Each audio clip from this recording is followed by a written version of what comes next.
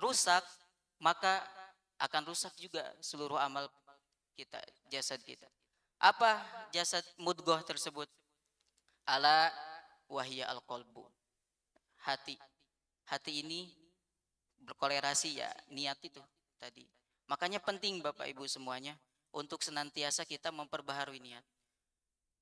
Bapak Ibu di sini duduk niat untuk mendalami ilmu, menghilangkan kebodohan diri agar nanti bisa bermanfaat, bisa disampaikan lagi ke khususnya ke keluarga dan umumnya nanti Bapak Ibu bisa menyampaikan ke yang lain juga. Seperti itu. Yang kedua, hadis yang kedua yang disampaikan oleh Imam Abu Daud yaitu min husni islamil mar'i tarkuhu ma la ya'nihi. Hadis yang kedua artinya adalah sempurnanya keislaman seseorang yaitu dengan meninggalkan yang tidak penting baginya. Seperti apa? Ya kalau misalkan kita scroll-scroll terus yang tidak penting itu juga termasuk layanihi, tidak bermanfaat. Tapi kalau misalkan kita scroll HP untuk mencari ilmu dan lain sebagainya, itu bisa bermanfaat dan tidak apa-apa. Kalau kata guru Al-Fakir di sana, sekarang ini kita harus introspeksi diri. Apakah HP ini kita miliki atau HP yang memiliki kita? Harus muhasabah, harus menimbang banyak bermanfaatnya apa banyak madorotnya. Seperti itu. Makanya ketika kesempurnaan Islam seseorang yaitu dengan meninggalkan segala perbuatan yang tidak bermanfaat bagi dirinya sendiri. Seperti kita ngomongin orang lain, ngegosip, terus juga ingin mencari tahu orang lain, misalkan kepo. Nah itu juga gak boleh Bapak Ibu. Tarkuhu ma la ya'ni. Ya. Hadis yang ketiga. Ini Al-Fakir juga sembari menyampaikan ilmu, ingin sharing ilmu aja. Jadi kalau ada kesalahan atau apapun mohon untuk dikoreksi. Mungkin barangkali jamaah di sini ada yang lebih pintar di Al-Fakir dan lain sebagainya ya. Hadis yang ketiga yaitu yang disampaikan oleh Al-Imam Abu Daud sebagai pilar kita nanti. Kata beliau, hadis la yu'minu ahadukum hatta yuhibba li akhihi ma yuhibba li nafsihi. Tidak sempurna iman seseorang. Berarti bukan semuanya enggak sempurna. Bukan hilang semua keimanannya, tapi hanya belum sempurna. La yu'minu ahadukum. Belum sempurna keimanan seseorang hatta yuhibba li akhihi. Sampai orang tersebut mencintai saudaranya. Di sini ulama ikhtilaf terbagi menjadi dua. Al-Imam Nawawi dalam syarahnya, syarah Sahih Muslim, karya Imam Nawawi menyampaikan, akhi di sini ini siapa? Saudara ini siapa? Apakah semuanya umum ataupun khusus untuk muslim saja? Kata Imam Nawawi dalam kitabnya Syarah Sahih Muslim menyampaikan, akhi di sini khusus untuk sesama muslim, mencintai sesama muslim dalam hal kebaikannya, dalam urusan akhirat. Tapi Al-Imam Ibnul Iyad menyampaikan bahwasanya kalau dalam urusan dunia itu kita harus bisa saling mencintai sesama manusia, tidak hanya muslim saja. Bisa bermanfaat untuk orang non muslim juga, tapi dalam urusan dunia kita bertoleransinya itu.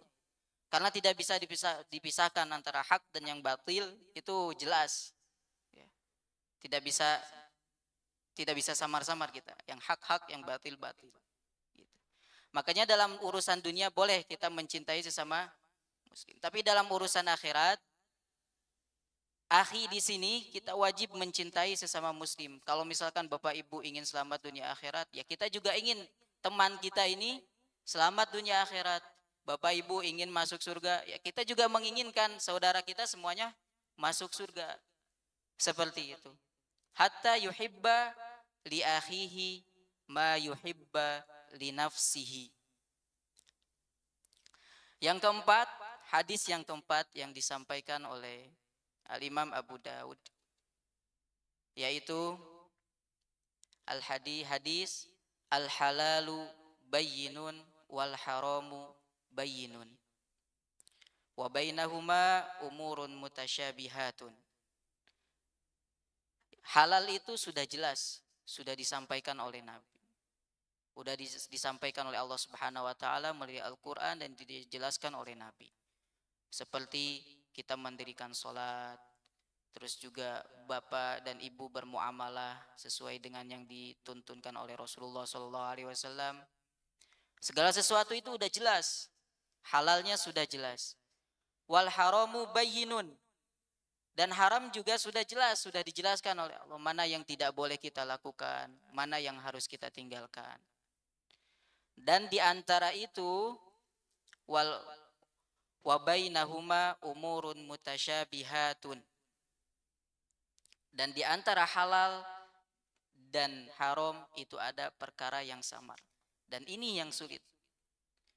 Ini yang tahu adalah orang-orang ahli ilmu. Makanya tanyakan kepada orang ahli ilmu. Fas'alu ahla dzikri in kuntum la ta'lamun. Tanyakanlah oleh kalian sesuatu perkara yang tidak tahu kepada orang yang tahu, yaitu ahli ilmu. Makanya perkara yang syubhat ini kalau bisa kita jaga. Hadis selanjutnya yaitu famanittaqo asyubuhat istabro'a lidinihi wa irdihi. Barang siapa yang menjaga dirinya dari syubhat akan selamat agama dan dirinya. Waman waqa'a asyubuhat waqa'a al-haram. Barang siapa yang jatuh terhadap perkara syubhat, maka secara otomatis mereka akan jatuh kepada perkara yang haram. Oleh karena itu, Bapak Ibu semuanya, senantiasa kita selalu menjaga diri ini dari perkara yang syubhat. Harus memiliki sifat wira'ah, wara'. Ya, sama-sama kita harus bisa menjaga diri ini dari perkara yang syubhat, yang samar-samar ini. Jangan asal berbuat, harus tahu dulu kalau misalkan ada sesuatu perkara yang belum jelas kehalalannya, keharamannya, harus tahu dulu. Jadi jangan asal sembarangan. Karena di dalam beragama ini ada rambu-rambunya juga.